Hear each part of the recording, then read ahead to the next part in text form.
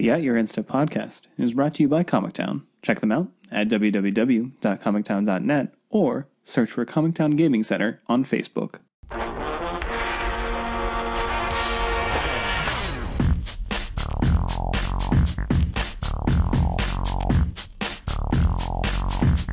Hello, and welcome to At Your Insta. My name is Morgan, and I'm here with Dave. Hello! And Mike. Bologna. And we have another fun-filled episode for you guys this week. A lot of exciting stuff happened actually over the weekend. We had a bunch of new cards technically to talk about for Shadows over Innistrad, which is sweet. We have a lot of the rule changes that are coming along with the set mechanics for Shadows, which is also kind of exciting to see. Because we have some returning mechanics that are a little bit different from the first time that since the first time that we saw them. We also have 3 GPs to talk about, all of them being modern and filled with Eldrazi, much like Zendikar. And then we have Not anymore. Well, I mean, there's still some there, probably, right? I guess. Like some derpy little There are scions. now less Eldrazi on Zendikar than there are in these tournaments. Yeah, that's probably true. We also have a PBTQ that Dave and Jordan actually went to, that Dave will regale us with tales of. And then we have a question of the week, and then the wrap-up. So let's go ahead and get started with the community. So we sort of got a sneak preview of Shadows over Innistrad. Technically, spoiler season has kind of started, but it's not like, hard-hitting yet. But we did get a bunch of new stuff from the GPs over the weekend. They actually had a bunch of oversized cards that were there at the actual locations that people had to go into escape rooms, which are these rooms that are especially designed as puzzle rooms, where the goal is to figure out the puzzle so you can escape the room and not quote unquote die or what have you, which is pretty awesome. You had the Thraben Cathedral, you had a Stitcher's Laboratory, and Markov Manor. Yeah. And these were also coinciding with a countdown timer that was going on Wizards' website. So when it actually finished the countdown, that's where sort of the cards were held until they were figured out by the people solving these puzzle rooms, which is pretty interesting. And it was awesome. And it kind of went out, when you actually look at some of the videos and stuff like that of the people solving that, it's pretty awesome. But you also need to know is that these were set up by a third-party company as well. So they're people that professionally go in and build these escape rooms, which is pretty awesome, and probably why it worked really well. Yeah, it was definitely, I think, a really clever idea on Wizards' part. I just wish they would have done more to advertise that something was going on at these GPs. So I wonder how late in the process they decided to do something for this. I mean, when you look at those rooms, they're so detailed. It had to be months of planning at the very least. So then why did I know about cool things happening until this weekend? You know what I mean? Yeah, I don't disagree with you. So, I mean, that would have been there's no way that I was going to be able to go. But it would have been so much more of an incentive to want to go, to be like, oh man, you're telling me not playing the event. Yeah, oh man, you're telling me that I could have been inside a Thraben Cathedral. I would have wanted to do that even more than doing anything else at that GP, knowing what the modern format looked like. But we'll get to that later. Yeah, I feel like I really missed out because I actually got to do an escape room a couple months ago, for the first time, and it was a lot of fun. Mm-hmm. And doing a magic themed one would have been pretty awesome, right? But yeah, I mean, looking at all of the stuff that they created things for this, they had a bunch of Abyssinian symbols. They made these cool UV lanterns that people carried around with them to help solve the puzzle. It was just awesome seeing the footage that they caught from that. So. It couldn't have been something that they just kind of whipped together in the last couple of weeks. I can't think. No, it's so, and I guess maybe they wanted to keep it sort of hush hush, but then I think it worked out pretty well. And as we put on here in the notes, they also hired Christine Sprankle to come. Yep. And that was insane because the first day, and maybe the first 2 days, but I know definitely Saturday she was dressed as. Was it Saturday or Friday that she was dressed as just Avacyn? One of the earlier days, obviously. She was dressed as Avacyn, Avacyn from the original Innistrad, Avacyn she dressed in GP Vegas, but then she came back the next day when they revealed the new Avacyn card, and she was definitely angry Avacyn, down to the red tipped wings and the red tipped hair and the whole shebang. So it was different really cool staff, too. Spear. Well, it's chipped. Right. It's different. It's more pointy. Yeah, it's chipped. Yeah. So it's More stabby. Yeah, it's way more stabby. She's just sharpening it. Yeah, Nice sharp knife. because she got a chip on her shoulder. Shard of glass. Yeah. Anyway, just Soren going around naming things in Innistrad, it's still which the is best. this is pretty awesome. Magnifying glass. Anyway, but yeah, so needless to say, the experience, like the special things that people got to experience about at these GPs, was pretty awesome to see Wizards do, and I hope it's something that they can do down the future, down the road, I should say, down the future. I mean, it's easy to do with Innistrad just for the sheer fact that the world is so flavorful and has all this built-in stuff to it, just for the sheer fact that we as a culture have years and years of horror in that specific vein. So it's easy to build off of. You already have a lot of the building blocks accessible to you. But moving on from that, we did want to kind of shift into something that happened after the GPs, where they kind of went through all the set mechanics, and we got some new cards from that. But we kind of wanted to run down some of the tweaks that we get from the set mechanics, and as well as announce what they are basically. So we have double face cards. As we all know, double face cards are going to be returning, but they are a little bit different. Previously to Shadows over Innistrad, if you had a double face card, and it was on its flip side, the converted mana cost would be 0, and we even have this now with the flip planeswalkers. When Shadows over Innistrad comes out, I believe this is when the rule would probably take place logically. Yes. The flip side converted mana cost will mirror the front side of it. So Jace, for example, will have a converted mana cost of 2 regardless of side. This is the only time this doesn't happen is if you clone the flip side of something, then the copy of its CMC is 0. Correct. Right. So I think a card that this will be really interesting in for like modern implications is like Huntmaster of the Fells, because now the flip side cannot be Abrupt Decay, which is very important. How dare you? Well, I mean, Delver can be Abrupt Decay on either side. That's Huntmaster true. now cannot be Abrupt Decay. That's a big true, deal. but I've played Engineered Explosives in my Delver deck, in my Delver sideboard. No one was saying you that can your kill Delver tokens. wasn't irrelevant. Now, So did you get new Delver? Now you can EE for 0, kill the tokens, and your Insectile Aberration will still live. Yeah. It's pretty sweet. That is, again, not something to gloss over, I should say. Yeah. Well, like Ratchet Bomb is kind of a more relevant example to current modern, I guess. Yeah. Yeah, I think this one will take a little bit of like playing with it to remember, but I think it's a good change. It makes sense. Yeah. I'm kind of surprised that they didn't put or indicate like the mana cost on the backside of the card. Now, I guess they may get confusing because like maybe people would think you could cast it on that that's side. probably the main reason. But Yeah. I would think they have the reminder of like this is what color it is, has a little dot, on it, like something like that to indicate what the converted mana cost is. But maybe it would just be too confusing. I think it would be really hard to indicate on the back like what was colorless versus like white and tiny little dots. Yeah. No, I'm just saying like I don't know, just put a number somewhere. But again, maybe that's too much. No, I get it. Yeah. I mean, once someone tells it to you, then it makes sense. Once you're like, hey, regardless of what side this card is on, that is, this cost it's always its converted mana cost. So, I think it'll be fine. It doesn't affect necessarily new players. If someone's going to their first pre-release or something like that, or is relatively new to the game and hasn't really experienced Magic since like Origins or something like that. I mean, like even in Origins, you had like -0 my Ugin exile your planeswalkers. So this will be an adjustment even for standard or newer players. Yeah, but it's fine. It'll be fine. Yeah, they'll figure it out. I trust them. So we have after that we have Delirium, which we all know about. Just looks for card types. Just have to meet 4. Nothing really exciting there. You have the investigate clue sort of thing. So when something says investigate, you put in a clue. And the clue is pay 2, and I'm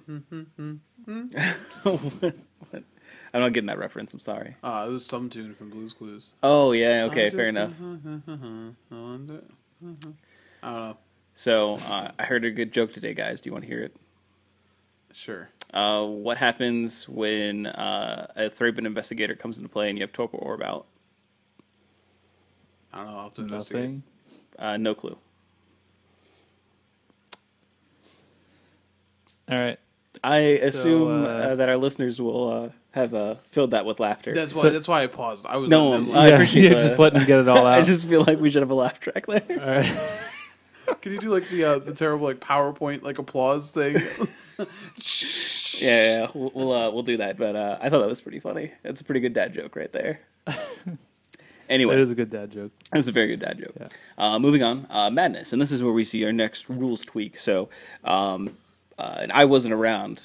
Well, I was around, but I wasn't playing Magic when Madness. You was weren't first alive released. when Madness was around last I was time. definitely alive. It's okay. This isn't Madness. This is Innistrad. Fair, thank you for that. And my joke was bad. That wasn't even my joke. I just read it somewhere. That's why yours is worse. That's probably true. So now, basically, how Madness worked before, it checked when the card actually entered the graveyard or something like that, or went to a special zone. Am I? Yeah, it was More or all. less. It was weird. I have to get this off my chest. I'm so sorry, but my joke kicked your joke into a pit. I kind of see that now. So I'm That sorry. makes sense. Continue Madness. Yep, correct. Your joke took my joke at birth and deemed it unfit and tossed it into a pit.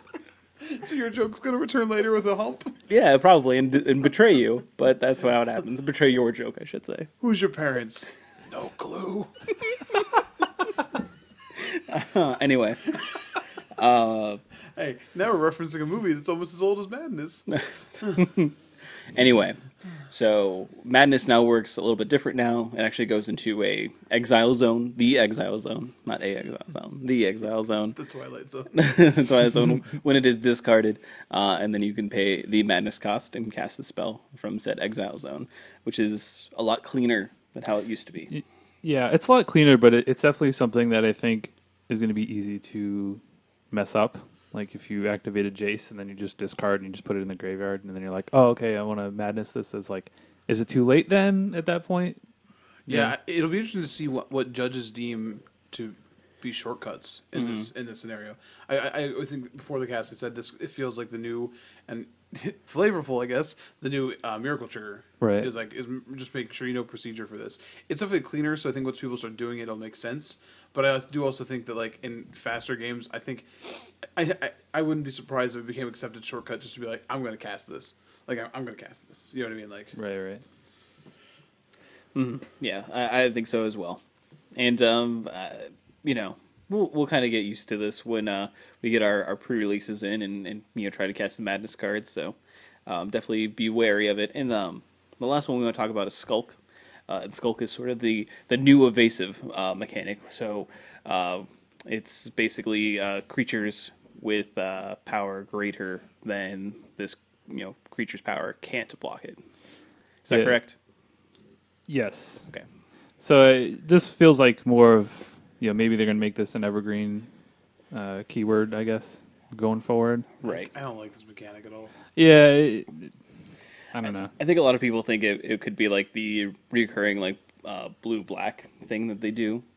Maybe, but I don't know. This feels so weird to make into a it doesn't feel intuitive to me. As okay, so this and this and then skull. I don't know. Out of all these things, this one just feels like really throwaway. And I bet there's 10 cards in the set that have skull. Yeah, it feels like tacked on at the end. Yeah. The set we need to make a new mechanic. The common there. they revealed that had it was a 1/3 with lifelink.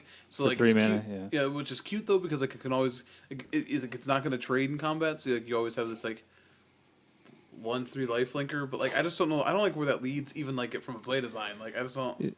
It might be sweet if they make an Ophidian-esque card with that, or like a Thieving Magpie type deal. So I mean, I wouldn't be shocked to see something like that. Yeah, I guess I don't know. Skulk just this feels very throwaway to me. I don't know why. This feels very throwaway. Yeah, I agree, but there might be some cool cards with it. It's possible. Maybe I'll eat my words. Yeah, I My mean, delicious. it's just something else that's evasive, which is there's only so many things. There's only so many ways you can really cut evasiveness in certain facets. You don't always just want to make things unblockable. Or can't be blocked, I should say, or just have flying. So it gives you a way to maybe create design space where you may not have had before and possibly do other things I don't know, just some crazy things that may be good or may be bad. But what if a creature attacked and gave, a a defending creature like +X/+X or something like that. I don't know if that's good or bad, but it's different. And maybe that's just what they need. But anyway, enough about mechanics. Also, there's videos that they actually posted to their Yeah, I thought it YouTube was page. nifty. Yeah, and it actually kind of, when you have someone telling you and showing you, maybe it makes it a little bit easier to kind of understand what's going on. So definitely check those out if you want. I could see FNMs like playing those videos too, like the first weekend of release, or even like pre-release weekend, like playing those videos like that. I really like that. It's a small touch, but it's nice. It's definitely something that Wizards will be like, hey, go watch these videos to prepare for your pre-releases. Right. And it's better than, just having text and like pictures, A video is nice. But enough about that. Let's talk about some of the cards that we were shown over the weekend. The first and foremost being the new Avacyn. So the front side is Archangel Avacyn. It is 3 white for a 4/4 flash flying vigilance. And then when this card enters the battlefield, creatures you control gain indestructible until end of turn, which is that's pretty good. That's all upside. Perfectly well costed for what the card does. But this card has another side, just like Avacyn. Obviously had another side. And then we have Avacyn the Purifier. This card is red, I should say. And it has flying, and then when this creature transforms into Avacyn the Purified, it deals 3 damage to each other creature and each opponent. So it's like Slagstorm stapled onto a giant flyer.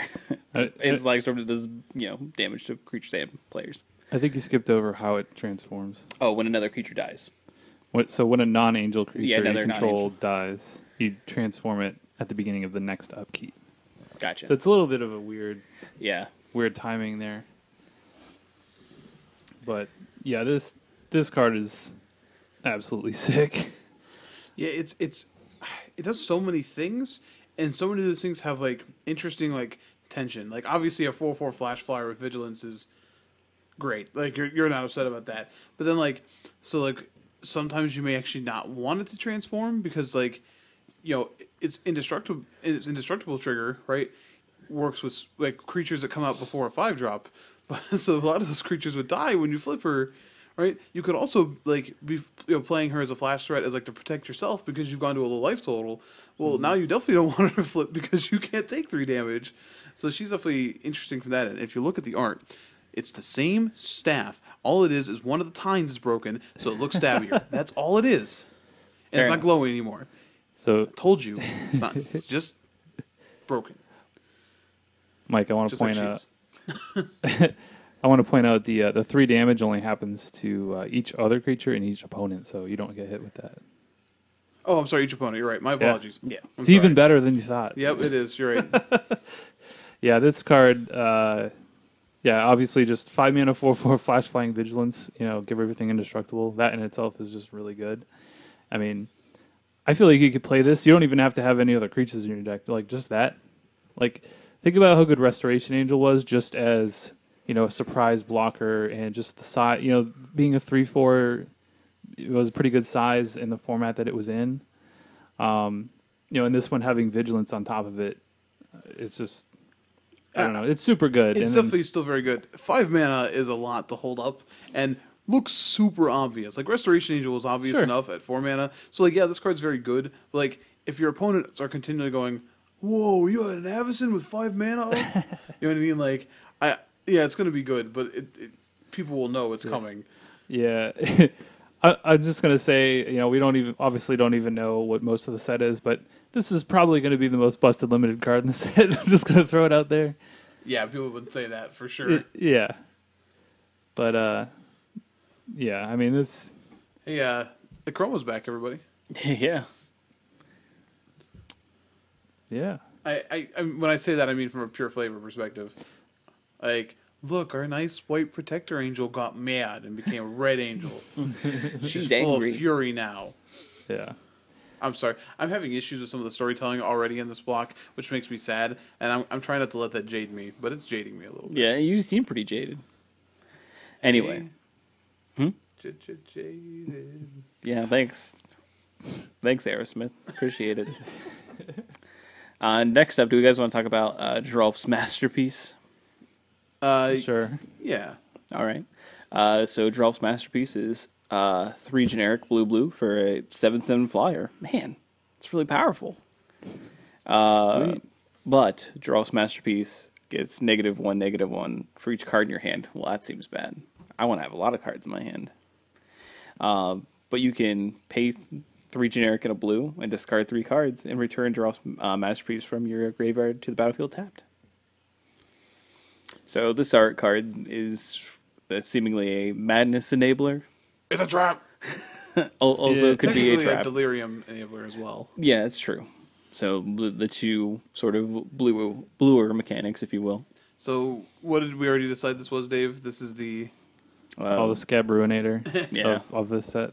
Yeah, this card's not good. It might be good in limited. I'm sure it is, even if you just play it and it's like a 4/4 flyer. It's pretty good. yeah, like 3/3 flyers for 5 are acceptable and limited. Yeah. So Yeah, don't play this in constructed. I mean, maybe there's some corner case scenario where this is going to be good, but it's like again, it is a one of that like has the ability to recur over and over again. Like so, you can play it like as a one of in a deck and like it'd be okay, but I don't know. discarding 3 cards is a lot. It certainly is. And I mean, as a madness enabler, you know, in the past, most, if not all, of the good madness enablers were free. You know, like Wild Mongrel was, you know, or Aquamoeba. They would just discard a card. You know, you didn't have to actually pay, and then you got to just pay the madness cost. So this one, it's like you have to pay 4 just to discard your cards, and then on top of that, pay whatever madness cost. I don't think it's a reliable madness enabler, but like you said, maybe, you know, some scenario will show up as kind of a one of, you know, something that just never goes away. But again, the cost is steep, and I don't know about you. I like having cards in my hand. Yeah.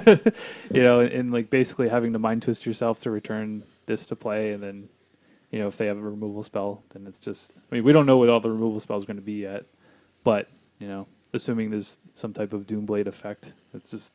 When's Doesn't the last seem- time that they've made a Doomblade effect? That was Ultimate No, well, I mean, it's just anything. Ultimate Price kills us. Yeah, Ultimate Price of Skill. but yeah, Ultimate Price kills a lot of things now. That's true. It's something to point out that Ultimate Price got a lot better with cons rotating. So we'll come back to that at a later date. Oh yeah. But spoiler alert. We'll put that on the board. Come back to it another time. So can we move away from bad cards and talk about Relentless Dead? Yeah, Relentless Dead. Black for a 2/2. All right. Has menace. Oh, that's an upside. Hey, it's a zombie. It is a zombie. Important creature type. pretty relevant. Yeah. And it says when Relentless Dead dies, you may pay a black. If you do, return to your hand. All right, seems good. You're reminding me of what's the card I'm thinking of? Well, like Dredge Skeletons is like the big one, but Reassembling Skeleton. That's what I'm thinking of. Okay. Sort of, kind of. And then when it dies, you can also you may pay X, and if you do, return another target zombie creature card with converted mana cost of X from your graveyard to the battlefield. So that is pretty good too, as it turns out.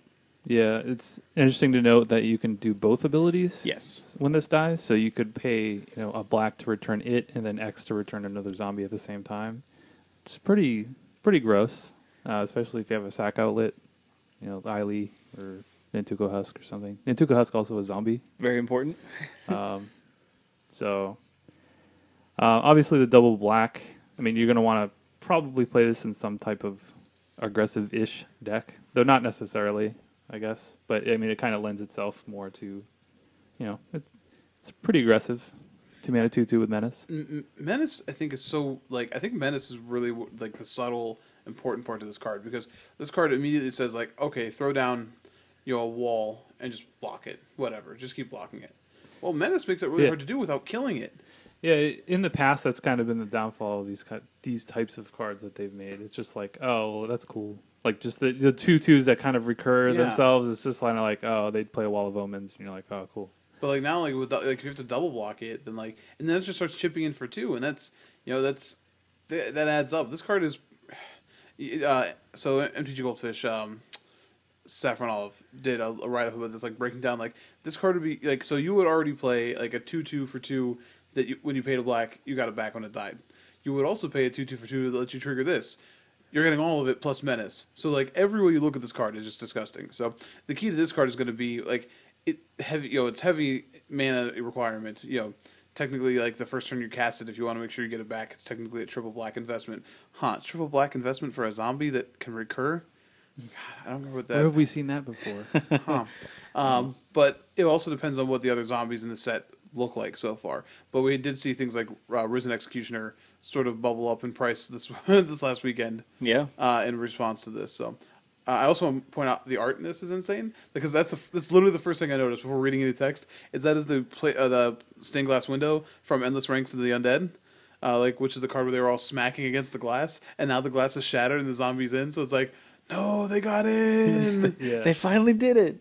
It took them. They managed to break through the years. stained glass window. Yeah. Yeah, it's a really cool card overall. Yeah, I should say all around. It's just like cool, cool abilities, awesome artwork, just great flavor.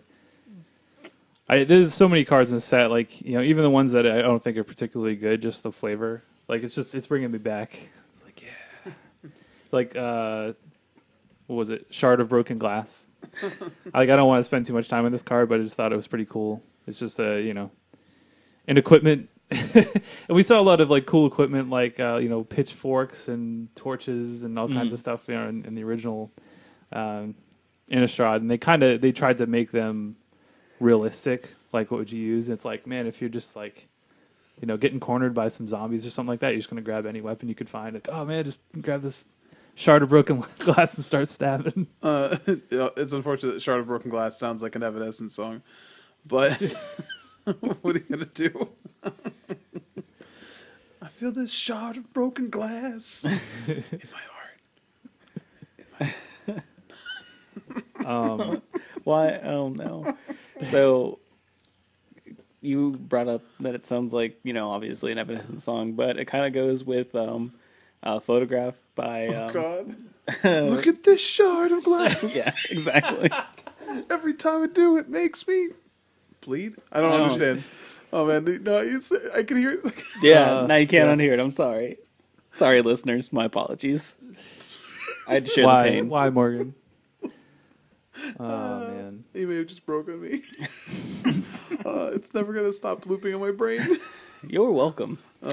Anyway, do we want to talk about Declaration in Stone? I do declare. So this card, I saw it. So I think you posted it to show chat in the morning. Was it? Was it the night before? This is there's a playmat that has this art on it. Okay. And that's what he had posted. Mm-hmm. Okay. Because the first time I read it, I just woken up, and I read it as, except for the last sentence. So why don't you go ahead and read what it does, and then take off the last sentence and see how good that card is. So Declaration in Stone, 1 and a white, exile target creature and all other creatures. Its controller controls. I don't like that. Look at this shard of glass. With the same name as that creature. All right. That's it. If that was the card, card's busted. That card would be too good. Yeah, it's a sorcery, but it's fine. It'd still be really good. You can still flash back with Jace. All right. Here's the actual last sentence. Sorry. That player investigates for each non-token creature exiled this way. So they get a clue token. Blah blah blah blah blah. Yeah, I don't know how to evaluate this card. It being a sorcery is definitely kind of a for it. I don't think it's that bad. Oh, I'm not saying it's bad. There's definitely a deck that has to kill something on turn 2, and this does that.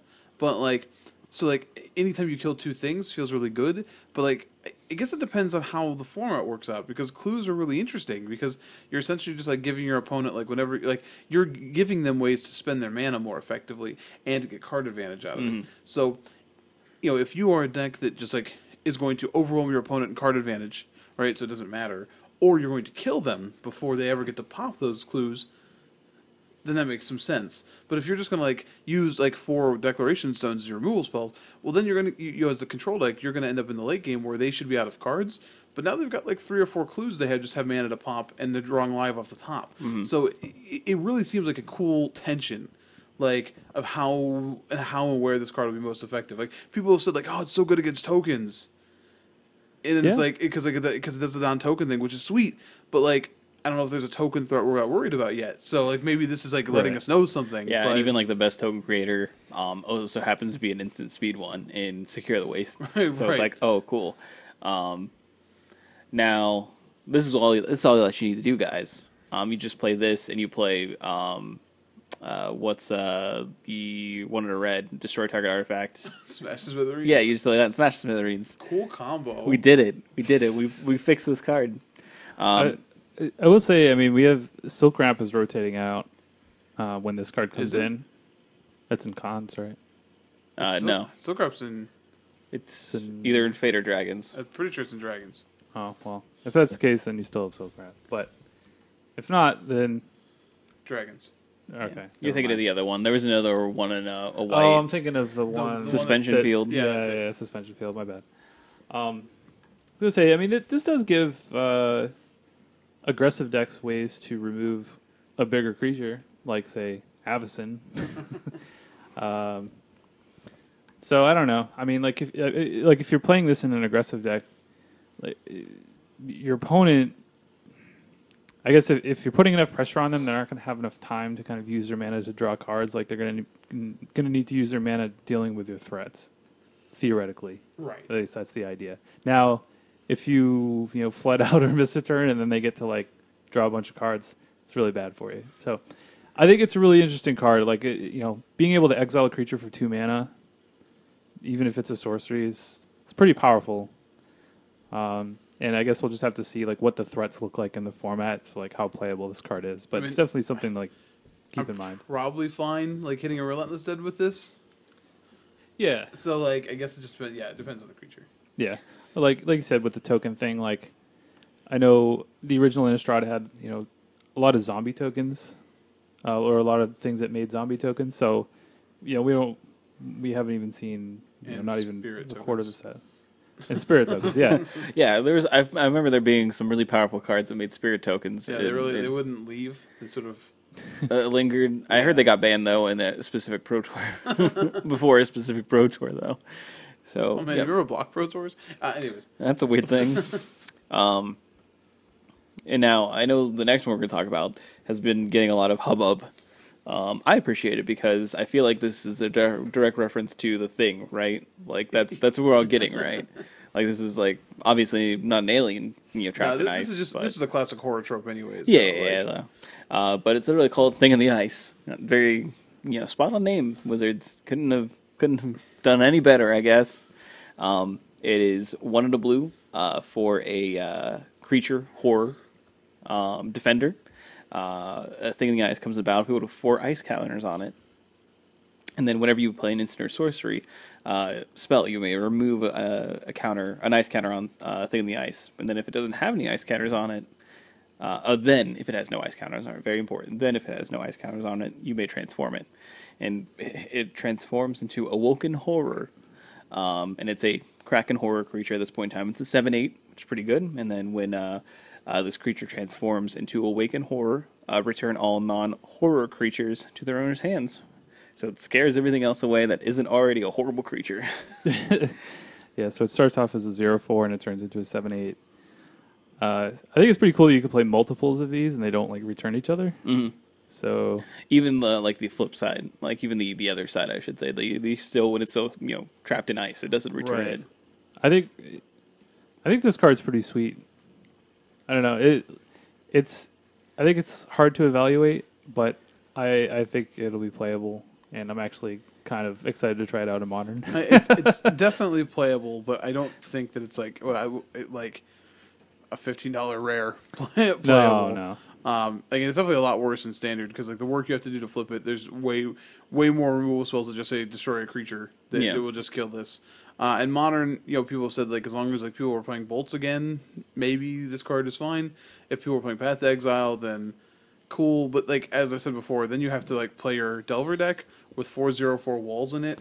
So Yeah. like your draws become really bad sometimes. Yeah, I don't know if it goes in like Delver, but like possibly in like some kind of Grixis Control or something like that, maybe. Yeah, With like Jace and Snapcaster. yeah. No, I've said that there's some cool lines with that where you can like play your Snapcaster. I said this before. You can play your Snapcaster to hit your 4th spell, like to get the counter off it, and it flips, and you get to return any copies of Snapcaster you haven't played back to your hand, and that's just some high value. I won't argue that. But I love this. I love the art on this. Like I just love this like little boat is just like, look what we found. I I have to mention, like, how stupid yeah. are the humans on Innistrad, where yeah. it's like, look at this cool thing we found in the Like, ice. how Literally stupid monsters, are humans like, in everywhere. horror movies? That's true. Like how stupid are humans in horror movies? That's fair. You got me Like, there.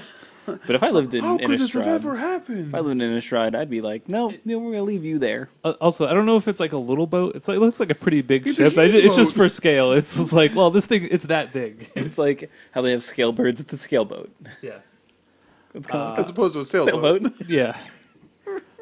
So I like how if you look on Mythic Spoiler, the Thesaurus is like, yeah, this card reminds me of Ludwig's Test Subject. Yeah. All right, Cataract Leviathan. Yeah. Sure. And Dark Depths.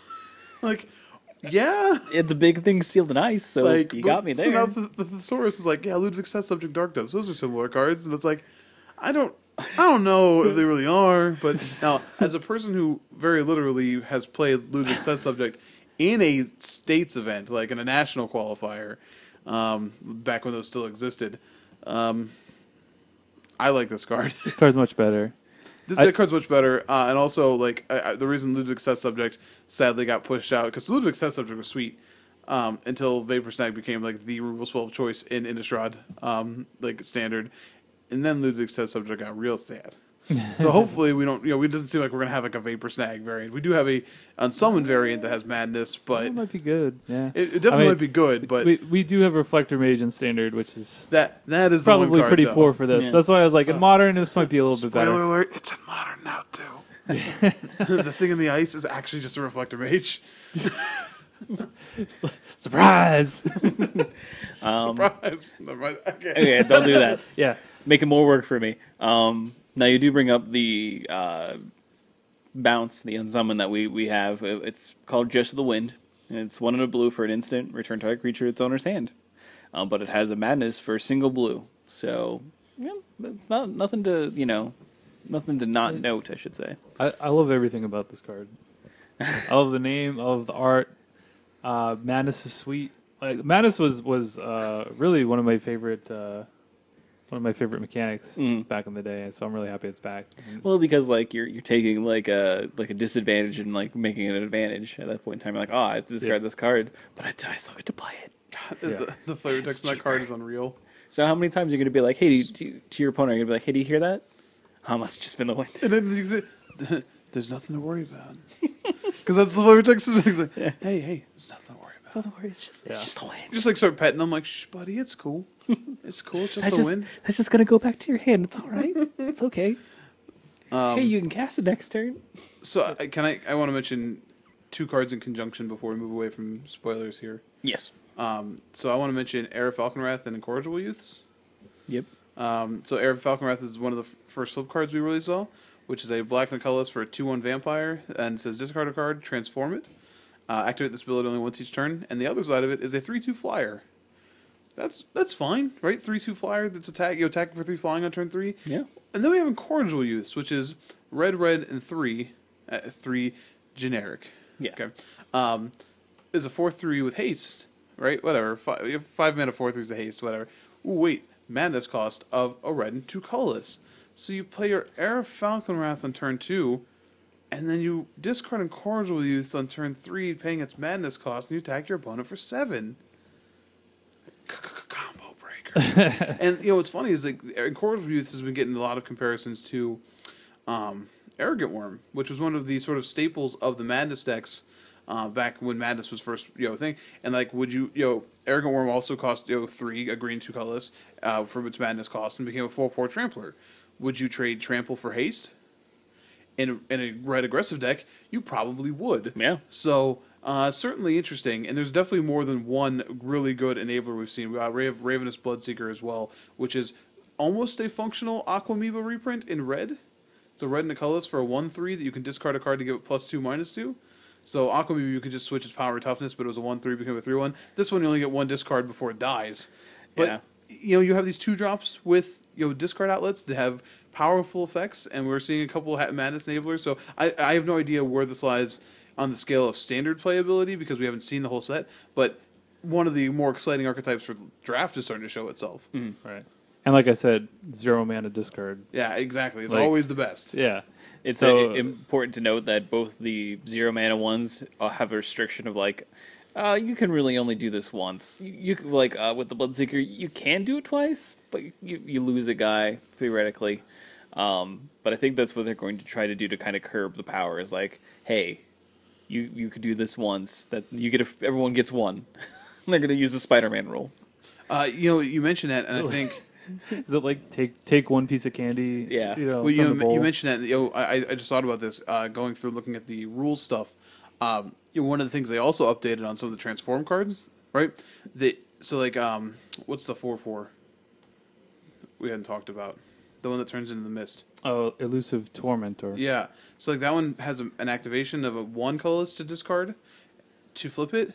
So the ones that don't have once, they sort of change how the stacks for transform. You could, if you pay it once and somebody kills it in response, right? So you pay 1 and it says discard a card. Well, if you pay the 1 again in response to the removal spell, when that transforms, your first trigger disappears.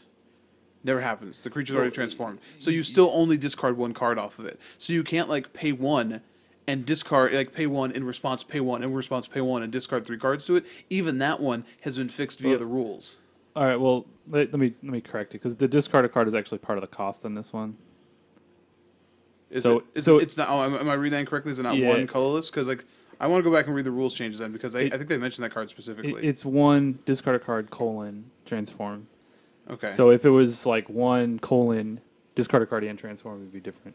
Okay, my apologies. But yeah, I mean the rule is basically if you have an effect that, or I guess if there are multiple triggers of transforming a card, once it's transformed. It's not going to I'm sorry, I'm again. misinterpreting that. You're absolutely right. So it's not you wouldn't discard more than 1 card, but you won't end up with a 4/4 again at the Right? end. Yeah, it won't go back. My Right. apologies. And even with that card, you still have to pay a mana cost to discard, so it's not free. Right. So with the free ones, they're like, nah. Can we just talk about that card though? That card is actually really sweet. Yeah, So- man, it's a vampire that turns into mist. I think this is the first time that we see the particular brood of vampires, the blue-black brood that worship the sea and stuff like that. They're like what the Game of Thrones. They're like the The Drowned? yeah, because yeah, they worship the sea and the giant Ironborn. creature. Yeah. These are the Ironborn vampires. Do you want me to go through the card? Yeah, go here? ahead. All right, so we have elusive tormentor. It costs 2 generic black. It's a vampire wizard 4/4. So it's 4 mana 4/4. And it has 1 and discard a card to transform it. So it transforms into Insidious Mist, which is a 0/1. Hexproof indestructible.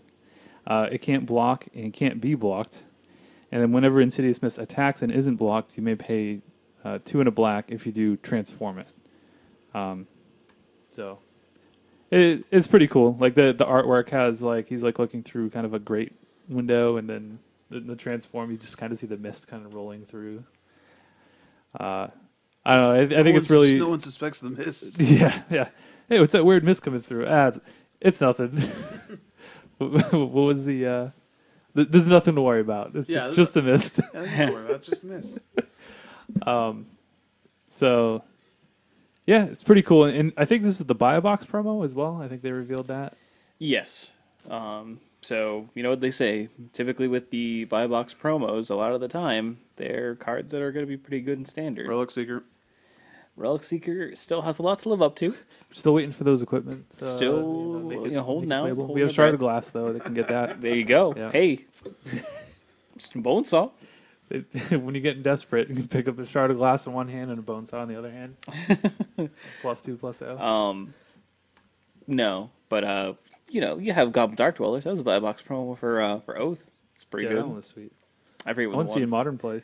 I forget which one was the one for Battle. There was something though. Yep. Probably wasn't too good. I can't remember. Anyway, I think that's enough for cards at this point in time. We can probably move into all the sweet GPs that happened over the weekend. So let's go ahead and start. Actually, not with a GP, coincidentally enough. Let's start with the PPQ. Dave, tell us how that went. So I don't want to spend too much time here, but I did travel to a PPTQ, a standard PPTQ over the weekend. It was in Piqua, Ohio, and it was at a store called Mythic Magic. I'd never been to the store before, but it was pretty cool. It was small, but it was very clean. They had a nice play area, and it didn't feel overcrowded or anything like that. It was a little smaller. I think it was 21 or 22 players, which I kind of expected because it's kind of like in a rural part of Ohio, and also with GP Detroit happening, a lot of people traveling to that. I figured to be like a smaller turnout than you would normally expect. But I played Mike's Bant Company list. He actually just gave me the deck. I didn't change anything in it. Quite literally the deck. Yeah, didn't make any changes at all. Never played a game with it. I just Dave special. Well, yeah. I mean, I've been messing around with some other decks in standard, but I haven't really been happy with anything. So, decided to give Collected Company a try. I hadn't actually cast that card at all in any format. So, yeah, it was all new. It was a whole new thing for me. You could say it's a whole new. Yeah, it was a whole new world. So of course, in round one, I get paired against Red Green Ramp, which is probably one of the worst matchups, and got run over. So started 0-1. I mean, it sounded like he had a pretty good draw against you.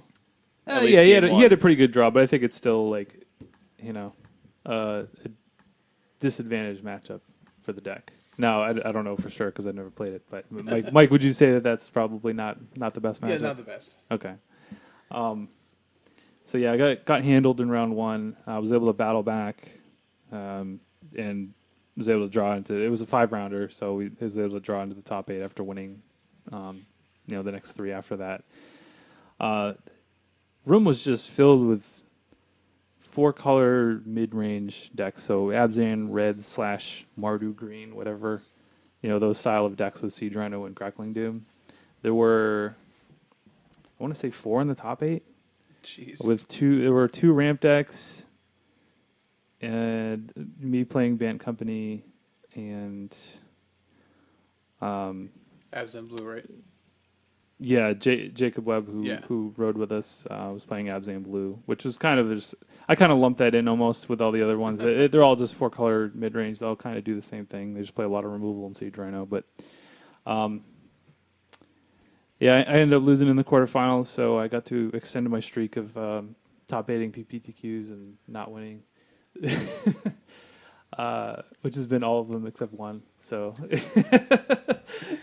I lost to Mardu Green, which I don't know how the matchup's supposed to go. It felt kind of tough. I mean, he had both Radiant Flames and Chandra Flamecaller, which dealing 3 damage to creatures is pretty good against Bant Company, as it turns out. I felt like I got a little unlucky in game 3. I didn't draw any Disdainful Strokes to kind of cover his Chandras, and I didn't draw any Collected Companies until really late in the game where I was behind. And then even then, when I cast it, I was, hitting a Jace, like just one Jace. And then the second time, I flashed it back with a Jace that I had flipped in play. And then I hit an Eldrazi Sky Spawner. When I really needed to hit like Deathmist Raptor or something, of substance. So it was kind of a combination of, my draw didn't really line up well in game 3. I can't complain too much. I mean, it was like an interactive game. It's not like he just ran me over, but I just felt like the draws were just a little lacking there. Like I didn't draw the most powerful cards that I needed, and that did me in. So I guess I gotta keep trying, I guess. We have some more, this season. Yeah. So I would really like to qualify for the RPTQ for Sydney, because that's, a pro tour that I really would want to go to. So I'm sure a lot of people would. Not saying the Madrid won't be nice, Mike. But anyway, also shout out to Jordan who also top aided the tournament with Red Green Ram. Yeah, he had a much easier path. He just kind of like 3-0'd and double drew. Oh, I'm cool. pretty sure. So But enough of that. Let's first start on GP Melbourne, which had a total of 1,105 players. It was won by David Mines, playing Blue-White Eldrazi, or White-Blue Eldrazi. yep, white blue Eldrazi mirror in the finals. Oh, man. I don't think anybody's What a shocked healthy by that. format we have. Yeah.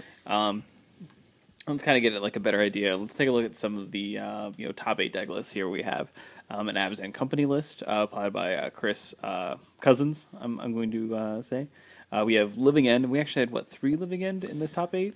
Yeah, that was the list. A lot of the MTG Mint card guys played. Mm-hmm. The first one that I see on the webpage is piloted by Kentaro Yamamoto. We also have Li Shitan playing that, and we have a weird one after that, which is Jason Chung playing Dredge with 4 of Zombie Infestation. Oh yeah. Yuki Ichikawa's the 3rd Living End player. Yeah. And then Matland Cameron is also the other Blue-White Eldrazi player. And then we actually have a Red-Green Eldrazi player, piloted by Louis Thompson Greg. Yeah, Red Green Eldrazi was, over all the GPs, Blue White Eldrazi was by far the most the most played and most successful version.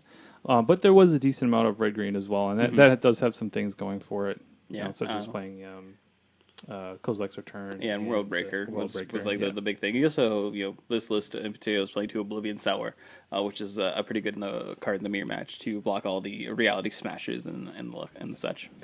But you are a little bit slower, which causes a little bit of an issue when trying to win basically. Can we back up to the Living End decks? Yeah, of course. So Living End is kind of something that it's been around in Modern for a long time now, I feel like, and it's always been kind of on the outskirts of, it's never really been tier 1, but we've seen it pop up, and it's top 8 GPs and things like that in the past. But right now, with the Eldrazi, it just has like a really good game plan against the Eldrazi deck. Being able to sweep, basically cast Wrath of Gods for 3 mana against Eldrazi is pretty good. It just lines up well. I think a lot of the Eldrazi decks are playing less Graveyard Hate than they were at the Pro Tour, so it kind of opens the door for, I should say less Graveyard Hate and less Chalice of the Voids, which I think make Living End a little bit better against them. Yeah, the only awkward thing for Living End is that you saw like how it did not win the event. Mm-hmm. Is that like it still gets sort of hosed sometimes by Thought-Knot Seer and that curve of the Eldrazi deck. Like it doesn't even matter like sometimes how good of a matchup you have against the Eldrazi deck. Sometimes you just get punched in the mouth. Everything gets hosed by Thought-Knot Seer. Right. Like whatever hate card you have, like if they just play turn 2 Thought-Knot, that just goes out the window. That's the problem. That's why. Yeah. That's one of the reasons why the Eldrazi deck is so good. It's not just like the Thought-Knot Seer hoses thing. It's the fact that if you went turn 2 Mimic, turn 3 or turn 1 Mimic, turn 2 Thought-Knot Seer, turn 3 Reality Smasher, you've already hit them for so much damage that it doesn't really matter what they do. Yeah. So. Yeah, the clock's just too good. So it's definitely a good call, and you see like things like Shriekmaw here, and like obviously like Shriekmaw is really good against some of these Eldrazi cards. Fulminator Mage. Fulminator Mage, yeah, is good. I heard someone was actually playing an Eldrazi list, was playing Fulminator Mage along with Eldrazi Displacer, which seems gross. Fulminator Mage? Not Fulminator Mage, Shriekmaw. Yes, Shriekmaw. The Esper version. I think that's what Dan Musser actually played. Yeah. In Detroit. To a top 64 finish. So, yeah, that makes a lot of sense. Like, Flicker Shriekmaw, Flicker Shriekmaw, Flicker Shriekmaw. Ooh. Ugh, gross. And, when we take a look at, the, top 100 for day one, the, archetype, we see, like, 43 Eldrazi lists show up, which is pretty gross. I'm not going to lie. Yeah, the saturation point in all of these tournaments is high. Yeah. High. Now, are there any 9 through 32 lists that we wanted to, take a quick gander at? We do see, something that a lot of people thought may not be as good in the new format. We see Red Green Tron show up in ninth, which is pretty interesting. Shows that deck still has some life to it, even with the Eldrazi Menace being a thing. This list isn't really playing anything out of the ordinary. You do see Emrakul back Yeah. in this list, which I don't think I'm like talking about like it's not playing like Dismembers and stuff like that to try to fight Eldrazi. It's just kind of like, yeah, I'm gonna do my own thing, and I guess Karn just doesn't care about Eldrazi either. Apparently not. Well, what are you gonna do? Abs Company. Obviously, a lot of Eldrazi and Abs Company. We're trying to find the gems here. Affinity shows up, but I mean, like, Affinity's sort of known. We talked a little bit before the cast about just kind of the overall lack of Affinity, which was a little surprising. And it was the second highest performing archetype behind Eldrazi. It just seemed like, at least for day one, top 100. Yeah, I mean, looking at the top 32 list here, we had one. And it never seemed to. I didn't watch a whole lot of coverage. Obviously, Saturday I was playing in the PPTQ, so I didn't see any of the coverage then. And I watched a little bit on Sunday. I don't remember seeing any Affinity decks. Yes, now I'm sure they were on camera, but I do wonder, like, just how we talked about how like the aggro decks have gotten pushed out in general because people are trying to beat the Eldrazi decks. Like you're not seeing like Zoo, right? Like the like the company decks get away with it because they have collected company. They have a way to sort of reload and stay in the game. But I also think that one of the things the Blue-White Eldrazi deck does compared to the other one, and again, that's to say nothing of the Red-Green Eldrazi deck that just has 4 Kozilek's Return and World Breakers, which is LOLKO against Affinity. But Eldrazi Displacer is actually really, really good against Affinity because most of the time they have to load up on one major threat. They're loading up on a cranial plating or an Arcbound Ravager that's that's trying to get through, or it's like a large Master of Ethereum. They're looking at one creature, right? The exception of the draws where like Steel Overseer is like uncontested. It's one big guy, and Displacer literally says most of the time for 2 mana, right? Because a Temple says, oh, that's a cute threat, flicker it. And if you went in on like you wanted to go in on a Arcbound Ravager, you literally can't now because now you're going to get rid of all those counters. So I do wonder, saying as a person who has not sat down and tested that matchup, I do wonder how much Eldrazi Displacer does sort of mess with that matchup. And I mean, not to mention that being blue-white, you get to play one of the best hate cards against Affinity, Stony Silence. Absolutely. Yeah, they get to play Stony Silence sometimes. Disenchant. That Disenchant, Hurkyl's Recall. Yeah. As some of them play Stony Silence and Recall. You still have Worship floating around out there. Yeah. It's just, I mean, if they want to beat Affinity, they have the tools to do so. Yeah, very much and so. they want to beat Affinity. So turns out. Yeah. Mike, like you were saying, though, I mean, I think Affinity has always been at its best when people aren't prepared, or when people aren't overly prepared. When the spotlight is turned just to the left. Right. Right. And now, with it being, one of the better, or at least it was one of the better decks beating Eldrazi. So you kind of had Eldrazi, and then like just underneath that, you had Affinity as kind of the top deck in the format. And that's really not where it wants to be because everybody's just aiming at it now. And on top of that, you just have people playing more creature removal than they might normally play because they need to be able to deal with Thought-Knot Seer and they need to be able to kill Reality Smasher. And then these things kind of carry over and also apply to Affinity as well. So you have more targeted hated Affinity, but you also have these other cards that, maybe aren't specifically for Affinity, but are also still good against them. Right. That are just seeing more play. But anyway, the top 32 here, it's a lot of Eldrazi. Kind of when we get near the bottom, there were a couple. What do we have here? Oh, there was a Blue-White Control, which we'll probably talk a little bit more about Blue-White Control when we talk about Detroit, because there were a couple of cool lists out there. There was a Lantern deck. There seemed to be a lot of Lantern in the format as well, which I really can't stand that deck. I hate it so much. Yeah, but again, like there's that Living End, Grishelbrand, which is also in the top 32. These are the kinds of decks that get to sort of interact in a format where the Eldrazi deck doesn't want to interact. So, Right. That's pretty much it for GP Melbourne. I don't think we have anything else to really talk about, and getting that out of there kind of gives us a little bit more of a fast track for the rest of the GPs because you know what, a lot of it's more of the same. Next up, we have GP Bologna. I should have had the cue. Bologna. I should have had the announcement queued up because I can't say it as well as that gentleman on Wikipedia says it. I don't know. He just does such a great job with it. It had 2,181 players. It was won by I'm going to butcher this poor man's. Can I just call him K? I let you know ahead of time. I was like, you're going to have a field day with these names. All right. I'm going to call him K. Sorry. I don't want to ruin your name, sir. But K Patel. Playing white-blue Eldrazi. Was it another? It was another mirror. In the finals? Oh, yeah. Man, that sounds like a great format. I mean, when we take a look at it, we take a look at the top 100 day one archetype breakdown. We see 39 Eldrazi lists, so like a tiny bit less than Melbourne. Under 40%. that percentage though, like that's really, I think, if you were looking for like does Wizards want data? Yeah. That 40% through line carries into the top 32 for most of these events, where it actually gets closer to 50% in the top 32. But that 40% also holds in the top 8. Like that 40% continues all the way through, and that is just that metagame saturation is just too much. It's just too much. It's disgusting. Yeah, it's a brutal, brutal amount.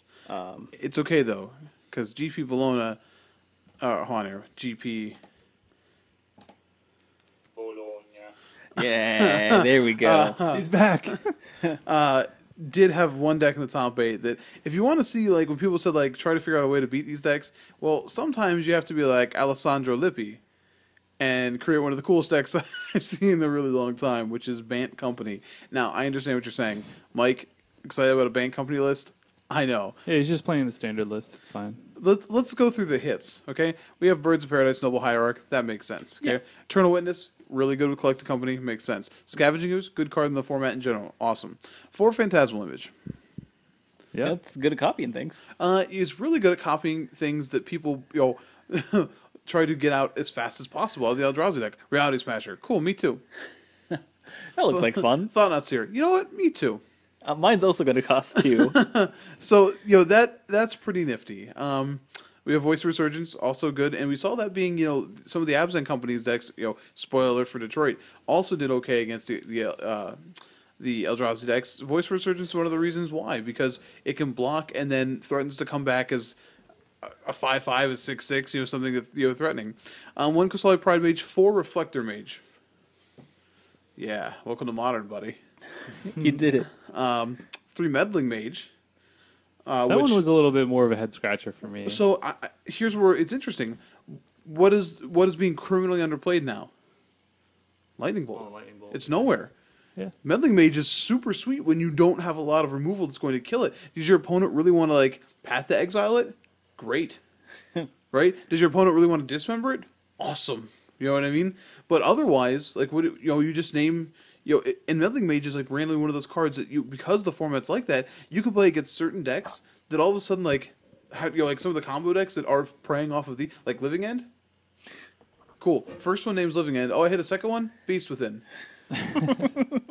They're playing Shriekmaw now. They're playing Shriekmaw now. But yeah, it is pretty good. How many are in the deck? 3. Okay, cool. Third one named Shriekmaw. The hard lock. Then we have 4 Knight of the Reliquary, which is fine, and 2 Intrepid Hero. Yeah, that one's great. I could understand that one being in the main deck because do you want to read Intrepid Hero for those that don't know what that card is? So Intrepid Hero, a white and 2 colorless for a 1/1 that says tap, destroy target creature with power 4 or greater.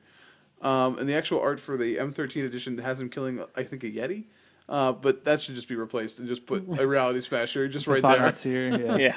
It's quite. And, what's kind of cool is you can. There's 4 Collect the Company, 4 Path, and a Dismember. You can collect the company and hit this at the end of the turn, and the board can change really quickly. All right, hit Knight of the Reliquary. That's a big guy, and Intrepid Hero. Untap, kill your Thought Seer. I get to draw a card. And all of a sudden you're like, whoa, the board shifted heavily. So this deck, does this deck work in a regular metagame?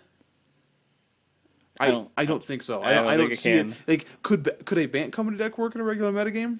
I think so. Without Splinter's Win, yeah, I definitely think so. But could this deck? I don't know. But this was a sweet call for this tournament. So I think this deck was awesome. Yeah, I agree. And we do see Affinity in the top 8, Dave. So that's good. Look at that. I was going to say Fabrizio and Terry top 8 in another GP. Man's just unstoppable. Just on fire. Well, he is unstoppable. I guess he is stoppable because he didn't win the tournament. But he's just seemingly top 8ing every GP that he plays in. Yeah. And he was playing Red Green Eldrazi when, those are the two flavors that we really see constant throughout, all the tournaments are blue, white, and red green. So if you weren't playing one Eldrazi list, you were likely playing the other for, differing reasons. All the numbers in between the lists are slightly different. But those are the two flavors I think are going to be the most prominent going forward. You may see like variations like Bant. I know Bant. Bant and Esper seem to be, and all they really are doing is taking Bant is just taking small pieces of the green version and putting it into the white blue version. Exactly. Yeah, I do like the use of ancient stirrings in the green versions of the Eldrazi deck. It's pretty funny. I mean, it doesn't. The only thing it doesn't hit is other ancient stirrings and like Lightning Bolt and Dismember. Yeah. I did see a pretty funny interaction on camera in like one of the few matches that I watched, where Matthias Hunt was playing. I believe he was playing red green, or maybe he was playing like a Bant version of Eldrazi, and he was playing against Ben Rubin, who was playing Zoo, and Ben Rubin cast Painter Servant on turn 2, and then Matthias Hunt cast Ancient Stirrings and tried to take a Thought-Knot Seer. It's like, oh no, sir, you can't take that. That's a green card. It was just like nobody knew it was. Nobody knew it was happening. Like LSV didn't even see it. Like it was just like, Ben Rubin caught it though. He's just like, oh yeah, you can't actually take that. It's not a legal target. I mean, if you're gonna play Painter Servant in your deck, you probably know what it does fairly well. Yeah, I just thought that was great though. That's like one of those. That's like that's not why you're playing Painter Servant, but it's kind of like a funny little side effect. Yeah. Was there anything in here in the top decks that we want to talk about? So I do want to point out the winners list. Mr. Patel here is playing a Phyrexian Metamorph in his main deck, which is kind of cool. I don't think we've seen that yet. And also Cyclonic Rift, which I know Jerry Thompson was playing one of those in his sideboard. It's kind of like pretty good in the mirror. The mirrors can get clogged up sometimes, and just being able to like, oh, okay. For the record, we talked Metamorph last week. It's been showing up. Mm-hmm. Really? Mm-hmm. Okay, my bad. Were you here? Remember, I made I did not listen to the show. He was too busy playing Tony Hawk. God. Trying to find them hidden tapes, man. I will say we could look. There was one of these in the top 32 for. That's insane, by the way. Yeah, there was one of these in the top 32 of Sydney. There's one of these in the top 30, or not Sydney. Was it Sydney? Melbourne. Thank you. Anyways, and there's at least one here in the top 32. I want to talk about the deck when we get to Detroit as well, but Blue White Control is a deck that you see popping up a couple times, and Detroit had a pretty good showing, so I guess if we go to the Detroit list, we can look at it there too. No, we're going to skip over Detroit. We're not going to talk about anything in Detroit. Hey, at least these two GPs were not Detroit. They're not Detroit. We do see Storm here in the top 32. The first list I see is Jose Luis Velasquez. Yeah. At 12th.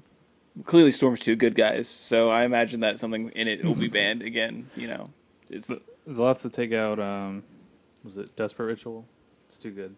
They need to take out more rituals. They need to ban those. Yeah, take out Desperate Ritual. Too good. Too strong. They'll use Simian Spirit Guide in the format, though, because that's perfectly fine. Yeah, I mean, like, whatever. It's not in this list, so it's probably safe. Yeah. Just kidding. Storm's not too powerful.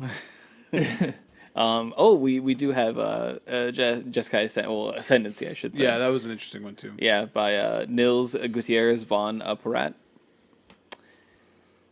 And then Living End a few times. See, like, Living End really kind of breaking out. Yeah, a lot of Living End. We have a green-white Eldrazi list, which is pretty interesting. Again, this is a combination of the blue-white and the green-red, taking aspects of either one.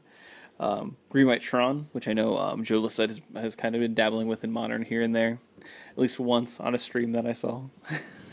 And you're playing the white for Path to Exile, which might give you a little bit of a better game against the Eldrazi decks.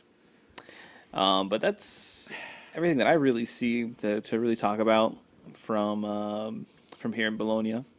I was gonna say it's pretty sad because I mean the Modern that we had grown accustomed to, prior to Oath of the Gatewatch was so diverse and you saw like a lot of the same decks kind of like showing up in the top 8, but usually if you just looked at the top 32, you'd find 15 different archetypes at least.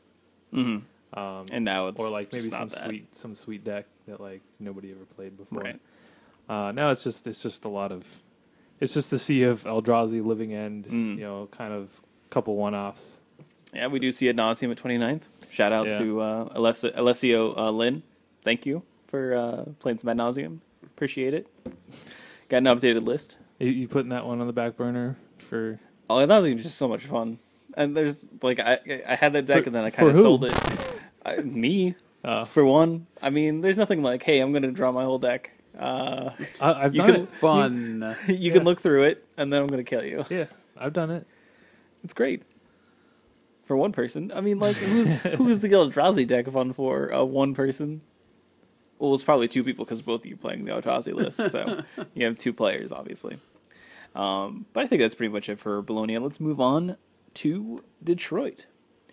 Detroit had a total of, it was over 2,500 players. Don't know the exact number. On here it says 22,555. I don't know if that's accurate or not, but whatever. It was won by Ralph Batesh. Thank you. Playing what? I was just thanking Ralph. Oh, yeah. He was the only one. He was only non-tentacle monster to take it down. He was playing Abzan Company, to take down the tournament, defeating. He played Eldrazi in the finals, right? Yes, he did. He did. So, defeating Eldrazi in the finals, showing us the good guys can still win. That match, I think, was quite literally won by Orzhov Pontiff. Like this match win brought to you by Orzhov Pontiff, killing multiple creatures and cutting your opponent off of colorless mana for the third game in a match. Have you donated to the Orzhov Syndicate lately? If not, we'll make sure you do. It's kind of our thing. We'll take it from you any way we can. Anyway. But yeah, everything else here in the top 8 kind of looks the same. We have a Storm list. We already talked about Storm. We have... I thought there was another interesting one, but maybe I'm just making that up. Jerry T? Yeah, Jerry T top 8, top 8ing the tournament. This is his first top 8 since coming back from his internship, which is pretty awesome. I think it qualified him for all the rest of the Pro Tours. Yeah, for the rest of the year, so that's pretty exciting. Yeah, he had a pretty good day in Detroit. Yeah, a couple days at least. Well, Jerry T's been. I think he's rounding back into form. Mm-hmm. I'd say we saw him. He lost in the finals of the Star City Open last week. That was Legacy, right? And running it back and top 8ing the GP next week, and still playing Eldrazi, but in Modern this time. All formats. But also shout out to Eric English, who finished in the top 8 here with Red Green Eldrazi. So he's now qualified for the Pro Tour again. So congrats to him. I'll give the shout out here to Ronnie Rittner as well. Yeah, an Akron area guy that Morgan and I have faced. Yeah, in some Team Sealed. Yeah, sweet. So Ronnie's a pretty good player and pretty a little dry. So he was at if you go and look at his top 8 profile, you can see some of his sort of sense of humor. I was handed a deck, I don't ever play it again. And then so he posted on Facebook somebody asked me for a tournament report. Here it is. It was round 1 bye, win, can't win, can't win, never, and then top 8 never play again. He's there you go. Well, there you go. Perfect. So it was pretty funny. Yeah, it was getting shared by a couple of people. So if you see that, it's pretty funny. But congrats to him as well. And when we say the top, 100 day 1 archetype breakdown, we see 47 Eldrazi. They tried to get cute first. If you look at it, they tried to go into the individual ones, and you're like, oh, 26? That's not bad. Oh, wait, that's just white blue. Yeah. And then like down from you scroll to like broader archetypes. 47 Eldrazi. Yeah. Oh, I see Oh, why okay. you did that. Now, it is important that also this tournament we had Aaron Forsythe there. He was on the floor in Detroit, not literally on the floor, but really talking to players and trying to get as much feedback as possible about the metagame. And they actually had a little section where he was talking and said basically that that this deck and this archetype is at DEFCON 1 for Magic R&D, and that they're definitely going to be looking at banning something from this deck. Basically, I mean that's what you can draw from the deck, at least being a DEFCON 1 of emergencies. Yeah, if you're interested in seeing the interview that he did with Brian David Marshall, go check out Mishra's Photoshop on social media. There's a couple different versions out there, but they're all good.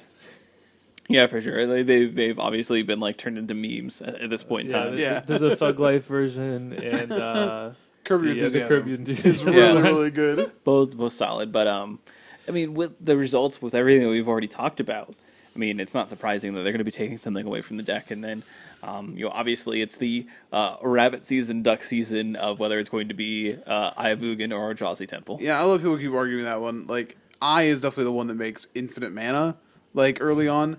That's the one that taps for like 6 mana on one Correct. turn. But I will say that Temple does have applications like making Displacer very easy to activate, so I'm not totally sure. Yeah. Regardless, though, like the one thing I do want to mention is that people have people in groups that I read and other things are still saying like, oh, people are just complaining this and that, and I want to be one of those people because I'm not a huge fan of bans in general unless they are really needed. But if you don't look at these numbers and realize that something is needed, you can argue that there are decks that are beating Eldrazi, and there are decks that are beating Eldrazi, but those decks are so you want your format to be Eldrazi Living End. And Eldrazi, Living End, Affinity, Lantern Control. You know what I mean? Like Cool. It's not doing very much. I mean, you have a deck with Intrepid Hero top 8ing a GP, which, like, on one hand sounds sweet, and then the other hand you go, oh, so recognize that, like, people say we don't dig deep enough for answers. If Intrepid Hero is the answer, and that card literally is a 3-mana 1/1, then the answers to the problem are not strong enough. You know what I mean?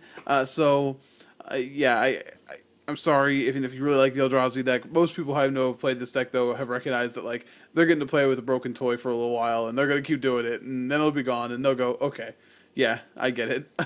There won't be this, what? It's not going to be like when they did that. Yeah, it's not going to be like when Twin got banned and everybody was surprised. Yeah, that was a genuine what?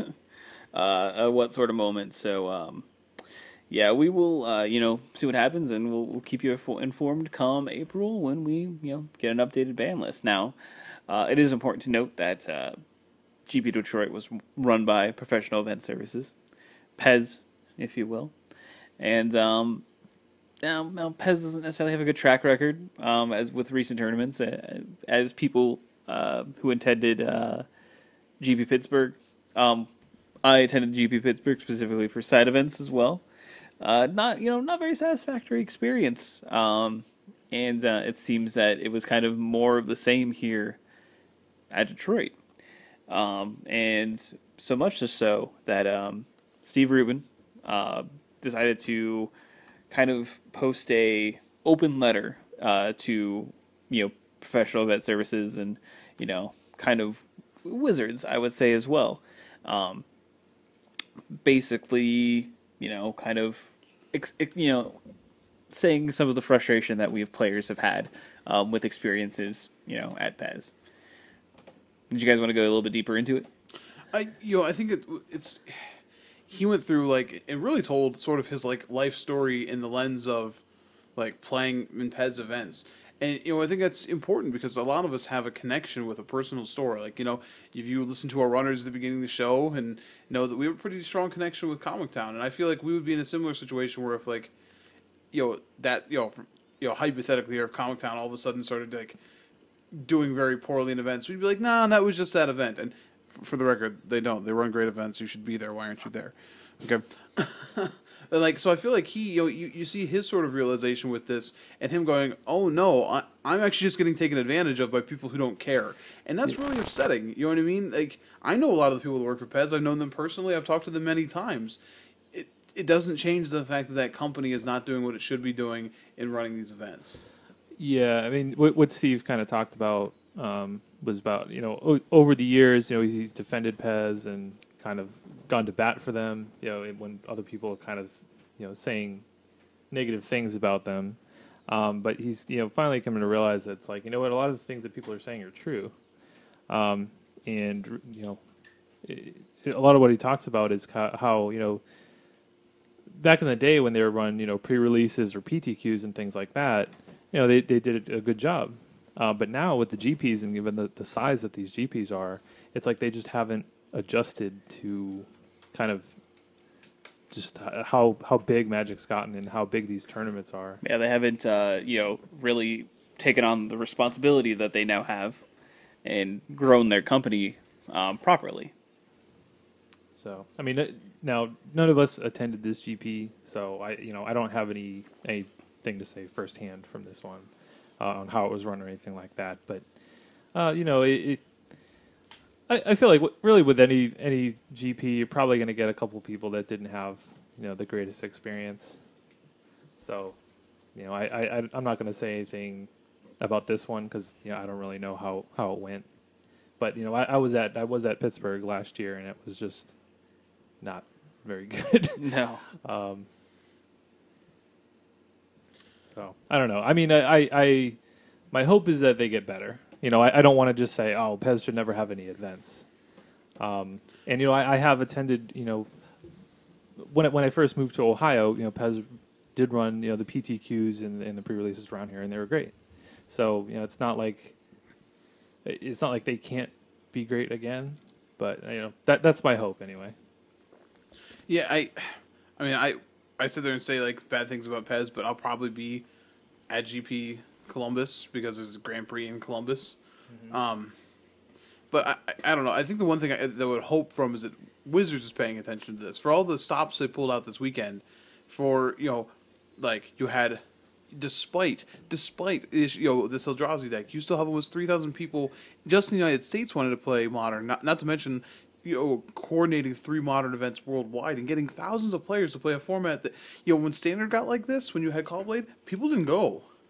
They stopped going to tournaments. Mm-hmm. People haven't done this to Modern yet. So Callblade wasn't even as close as this dominant. No, the percentage was God no. And like so when you think about that, people still love the format. You had all of this goodwill going on for the Innistrad stuff, and yet you have multiple posts on Reddit from people. Not all of them as high profile as a platinum bro, but saying this is about Pez. Like, so you hope the Wizards listens, and yeah, maybe Pez doesn't just lose events. You know what I mean? But man, why isn't there more competition? You know what I mean? Why aren't more other people able to look at this? You know what I mean? There are a couple different groups in Ohio that could have been running GP Columbus as opposed to Pez from out of state. Or why is a company like Legion getting punished in a move that still looks like it's purely driven by Ultra Pro? You know what I mean? Why aren't they? So there just needs to be, I think, a little more like competition because I don't think Pez is feeling the heat competitively because they aren't afraid of losing this. Yeah, so they should be. It's sort of like when to pour this into video game terms, like a long time ago when 2K lost rights to make football games. So now the only game in town is Madden. So Madden doesn't need to improve every year. They need to update a roster, and that's about it. And that's all they do, and that's all they need to do because there's no competition. Absolutely. So monopolies are bad. Yeah, turns out. Yeah, it's super disappointing, and I feel like that we in the Midwest get a lot of the short stick because we have Pez and Pastimes, and it's cool. We get 2 mediocre to bad tournament organizers for all of our large events, and it kills. And we're paying $65 for mediocre service, and it's just terrible. To be fair, though, with the sheer volume of tournaments that we get to play in. There are a lot of areas of the country that don't have the same opportunities that No. we have to just play in Or- as many or, you know, GPs and high level events that we do. Sure, I guess. But yeah, I see what you're saying. Like as far as like the But- organizers that we have, but I don't know. I'm kind of a glass half full guy. Like it's like at least we have these events that we can play. Yeah, I know. I mean, you could it's be in like St. Louis and they don't. Yeah, they have to go a lot farther to travel. You know. no. travel I to mean, play like things. we are sort of in a good spot for a lot of tournaments, but it doesn't mean that our tournaments, even though there's many of them, they should all be terrible. Like I would rather go to one well run, sophisticated advanced tournament than go to a bunch of crappy ones. When you break it down, like it's a you have to factor in your time, like playing Magic is playing Magic, and like obviously playing more Magic is better than playing no Magic. But sometimes there at some point in time the ratio flips. Like the amount of time to have and money invested into a tournament is not worth it to be basically treated like garbage. Yeah. I'll just put it this way. So a couple years ago, we all traveled out to GP Richmond, which was a modern GP, and it was run by Star City Games. That's a GP that I was excited to play in because I knew it was being run by Star City, and I'd be willing to travel, 6+ hour drive to get to. If it was being run by Pez, I probably would have said, forget it, I'm not gonna bother. And that's the difference. I mean, I think we have a GP coming up this weekend that's being run by Star City, and it's a format that people love to play. So we'll see what the numbers are for that. That should be ridiculously huge. But anyway, right. So, but I mean, it's an interesting thing. It's on Reddit. If you want to go read his entire post, it'll kind of give you an idea of his experiences throughout his lifetime with PES, and kind of get that point across even a little bit a little bit more. But that kind of leads us into our our question of the week, and we'll try to make it brief here. So basically, we are expecting that we're going to get bans in April. And it's going to affect the Eldrazi deck. Now, there's no inclination that any other deck would be affected by this, so nor I don't think would they really want to. But that kind of leads us into the question. They don't want to because they want to see how the metagame is sans, or at least with a weakened version of Eldrazi. So if something gets banned, with it, which it likely will, what does the modern metagame look like after this? so we're saying, let's assume that Ivugan gets banned. I think that's. Would you guys say that's the most likely Assume card? a land gets banned. Okay. I think that's. The I guess safest route. I guess it kind of depends though, because if Ivugan doesn't get banned, then Tron is like a little bit better, and if Ivugan does get banned, then Tron gets a little worse. I mean, Tron was not wrecking the format when the Eldrazi deck was doing well, or wasn't in existence yet, I should say. Yeah, I guess really the only tournament that. So really the only tournament that we've had that Eldrazi hasn't completely run over. I guess there really haven't been any. But the Pro Tour, like Eldrazi was such a small percentage We had of an the format. open and a couple classics. Okay. That's what we had to pull from before the Pro Tour. Okay. And Tron was not like Wasn't crushing the format. letting it. Okay. I mean, there were a couple of lists doing well, but it certainly wasn't crushing the format. Right. So, anyway, going back to the question. So what is the metagame going to look like? I think it's going to just shift back to kind of, similar to what we saw prior to, the Splendor Twin ban, or, in the Summer Bloom ban. I think Burn is pretty much non-existent in the format right now. And before, Burn was a pretty big part of the metagame. It wasn't necessarily the best deck, but it was kind of one of those decks that you had to have a plan against it. And Yeah. it was a deck that people were going to play regardless if it was, tier 1 or not. And, so I feel like Burn's definitely going to come back. What? Nothing. Oh. I think Burn's definitely going to come back. I think Jund is going to be pretty good. I think it just has so many tools to attack the metagame. So Burn comes back in a big way. Therefore, Jund is good. I'm not saying because. I'm just saying like these are the decks that are going to come Sure, back. These sure. are the decks that we haven't really seen. I mean, well, we saw them at the Pro Tour. We saw Burn for sure at the Pro Tour. Right, right. So yeah, Burn comes back, Infect comes back. The format becomes very aggressive again. So does the format just stay there? Like you're looking at things like these blue-white control decks. I talked before about how there's room again for a control deck. So if all these aggressive decks come back, and one of these, my hope for the format, what I would hope to see is that those decks come back. We get a little bit more diversity, but one of these control decks that are starting to find a niche, blue-white or Jeskai, also finds a way to stick around with them. That would be my hope for the healthiest version of this format. Maybe counter spells become playable again in some fashion. I don't know. I mean, I don't see a reason why they would people will still play them. I don't necessarily think it'll. I mean, it's like most every deck in the format. Besides, pre Eldrazi, there's no necessarily best deck in the format. There's just good matchups and bad matchups. Like you hope to see your good matchups and dodge your bad ones. I mean, that's all Modern is. And like you play a relatively linear deck, and you have high powered sideboard cards. And that's what it is. I still think that the format. We had I want to say 3 tournaments. 3 weeks of events where we didn't have Twin and we didn't see Eldrazi, and that's not enough time for a format to really breathe. So I don't know. Something happens to the format. Something happens. Is it just stay super aggressive? Because we've already seen that the format will react to that. So I don't know. I think it's. I don't want to cop out and say this is difficult to predict, but I do think that if you had bannings, right, and then you had a modern event the next week, for example, I don't know if that's if that event has a lot of Jund, a lot of Burn, a lot of Infect coming back. Does that necessarily mean that's what the format is? Yeah, I mean that would be like the we'd say level 1, I guess. The release the floodgates. It's all fire for some reason. Yeah, that would be like the level 1. Yeah, what would it end up being?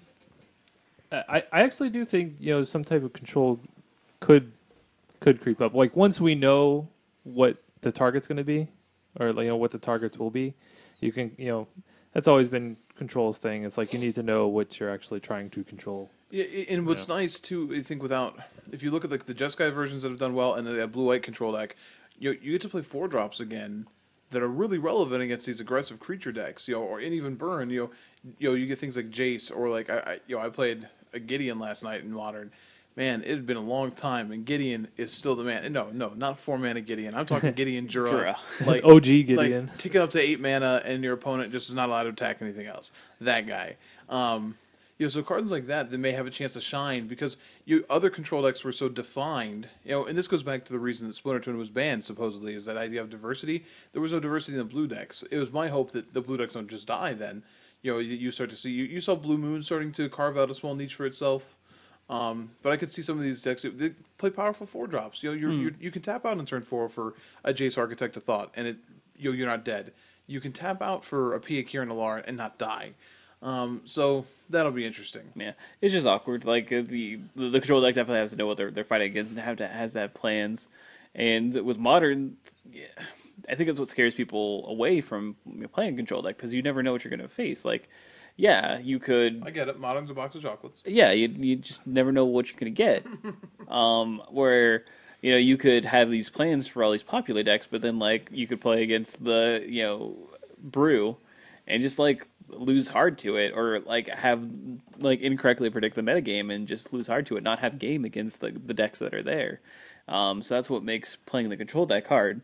And playing something the closest thing that we have to control really is a green black X deck, like a Jund or something like that, where essentially they have a lot of interaction, but the ways they win the game are all going to be the same typically with the attackings with the Tarmogoyfs and the such and the like. So I don't know. It'll be interesting to see. I do hope people still want to create that niche and maybe we see Blue get some help in Shadows over Innistrad, because I think that is what actually has happened for Blue. I don't think that Blue has the right things to really push it forward. in the metagame without certain other decks just being dominant like Eldrazi. It's fair. But we'll see. I'm excited. I'm excited not to have to worry about Eldrazi.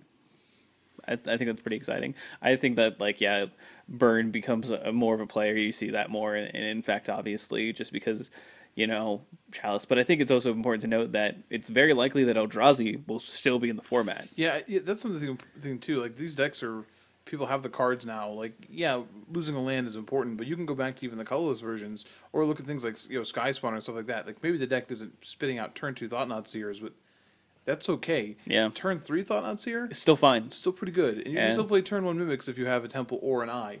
So yeah, I definitely Simian Spirit Guide isn't gone yet. Now, granted, it could be. Yeah. Please don't Wizards. and please. again, Ad Nauseam's a fun deck. The colorless version reminded everyone, like you just said, like Chalice, sort of reminded everyone that Chalice is a card. So whenever we see those decks, popping up, it's just like, whoa, hold on, wait a minute, come back, sit down. Now you do need a decent way to activate that Chalice on one or something relatively early. So I mean, turn 2 Chalice for 1 is still not the worst. It's not the worst, but Swimming Spirit Guide may also still be your option. Yeah, exactly. I think it'll be interesting to see what they do. I think it'll be interesting if they do ban anything else, but I can't see them or unban something else. Maybe that's the time to decide to. I say that, but I doubt they unban anything else. Yeah, I think what we're gonna see is just one card. I think it's just gonna be just one either card Eye of Ugin or Eldrazi Temple. I think I want to see what the format looks like, basically as they intended to when they banned Splinter Twin and Summer Bloom. You know what I mean? It kind of feels like this is not the format that they pictured. Well, maybe it was. I don't know. But probably not. Is that your tinfoil hat conspiracy theory? Wizards wanted this. Yeah. This probably isn't the format that they envisioned. But so I feel like they'll just they'll do something to take the Eldrazi deck down a notch and then kind of see what happens from there. Yeah, and I think that'll interest me far more than Modern has interested me at this point in time. So I'm excited to see them see April roll around. I think a lot of people are. Yeah, for sure. Especially after these GPs. I would have hated, in honesty. Now, I would have to mention that I definitely would have had Red Green Eldrazi to play if I was, for sure going to GP Detroit. But I think I probably still would have hated paying $65 to play Eldrazi mirror matches all day. I think it would have been actual misery. Not all day, just half the time. Just probably 47% of the time. Yeah, something like that. It just would not have been my cup of tea. And it's unfortunate that we didn't feel heavily inclined to go to Detroit. But hopefully the next time a Modern event rolls around, we'll have something a little bit more enticing and a more enticing format to jump into. But yeah, I think it's a good note to end on. Let's move into the wrap up. So this weekend we have GP Washington DC, which is team limited, which is going to be fun to see.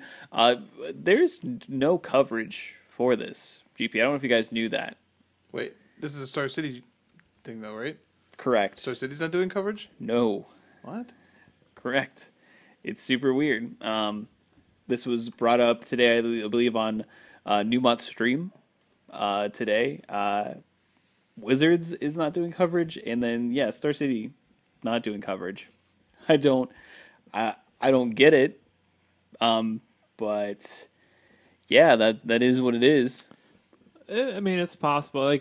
Limited in general isn't as exciting to watch. It's one of the only limited events I've ever enjoyed watching. It's different. Yeah, it is. I enjoy it, but I could see how other people might not. It just feels so weird that there's going to be no Magic coverage this weekend and it's not a pre-release for anything. There's just nothing to watch, and it just. What are we going to talk about next week? I mean, we can talk about the tournaments, but there's no it just seems so weird, and I guess I just don't get it. I seriously do not get it. Maybe it's just not cost effective for them to try to ship equipment, but this is in DC, which isn't at all that far away from Roanoke. I don't get this one. It feels like a really really big misstep in my opinion for like It's just weird. Wizards, like no one to have coverage on this. I What are they doing?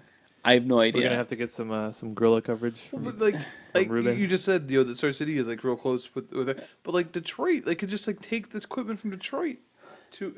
Yeah, I don't get why they don't just have coverage at all at DC, but whatever. So, so one thing I want to point out, they're gonna have a ton of artists and stuff at the GP. One of them, I just saw this today. Noah Bradley, one of the artists, is gonna have Moat playmats, Yeah. which is sweet. So we talked about this. Was the last week or the week before? We talked about artists being able to have their own artwork on playmats. Which how was this not a thing before? But whatever. So like the Moat from, I guess the the Magic Online art of Moat is going to be one of the playmats that's going to be available. And I guess it's like a limited. Yeah, they're all limited thing. I think Therese Nielsen will have things like Hannah Ship Navigator, which is insane. Yeah. So. That's pretty exciting. He has Moat, Anger of the Gods, and then like a mystery one, which could actually literally be Temple of Mystery, which is kind of funny. But yeah, I guess that's cool. I think it's kind of weird that I have nothing to watch over the weekend, but whatever. I mean, there's always TV. Oh, and that's Well, you could go to Comic Town. Yeah. And play in the IQ that they Very have going true. on Sunday. On Sunday, they're going to have a Star City Games Invitational Qualifier. It's going to start at 10 a.m., so it's going to be probably 9 a.m. for registration. And it's $30 for the entry fee. So definitely come out on Sunday, play some standards, win yourself a seat in the Invitational. That's going to be in Columbus in April. So get your spot now. Get your slot now. Same difference. I'm already qualified for that one. Me too. I'm pretty excited for that. qualified. Can't play in it. I'm pretty excited. So That's my pro tour, Mike. All right, we can't all be going to Spain. So I remember saying something similar to that to you when you were going to Theros. Like that's my pro tour. I realize now how hollow that sounds. It felt hollow then, so it's okay. Hey, I want to throw one thing out there. Yeah, go ahead. Because we are Ohio based, and I would hope that you are all voting in your various primaries. Yes, but Ohio specifically on the 15th votes next week of March. Please go out and vote. It is very important to get out there, regardless of. Yeah, I'm not telling you to vote for anybody in particular. No, just do it. Mean, if you want, message me. I'll tell you who I'm voting for. But I'm not going to do it on here. Right. I'm just going to say, just vote. Yeah, this is literally a public service announcement. There's a couple other states later this week, and like I think like next Tuesday is also like Florida and like Illinois. Like, please, just do it.